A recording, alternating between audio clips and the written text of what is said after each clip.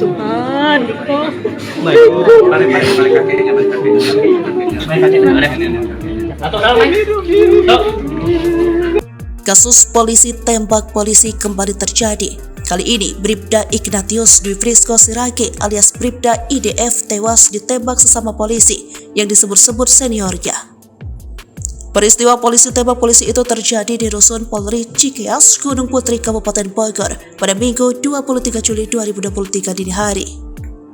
Mabes Polri menyebutkan sudah mengamankan dua tersangka yakni Bribda IMS dan Bribka IG. Disebutkan pula tewasnya Bribda IDF karena kelalaian yang menyebabkan kematian orang lain. Meski begitu, keluarga tidak percaya dan masih mengumpulkan informasi. Karopenmas Divisi Humas Polri Brigjen Ahmad Ramadan dalam keterangan tertulis yang disampaikan kepada wartawan Rabu 26 Juli 2023 menyatakan terkait tewasnya Bribda IDF merupakan tindak pidana akibat kelalaian. Kasus itu, kata Ramadan, masih dalam penyelidikan pihak kepolisian. Dua polisi sebagai pelaku telah ditetapkan sebagai tersangka dan diamankan.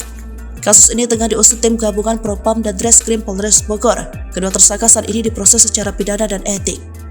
Ahmad Ramadan menegaskan Polri tidak akan memberikan toleransi terhadap oknum polisi yang melanggar. Yang pasti, Polri tidak akan memberikan toleransi kepada oknum yang melanggar ketentuan atau perundangan yang berlaku, pungkasnya. Di sisi lain, pengacara Kondang Tanah Air Hotman Paris mempertanyakan sebab kematian polisi asal Melawi Kalimantan Barat Bribda Ignatius Dwi Frisco Sirage.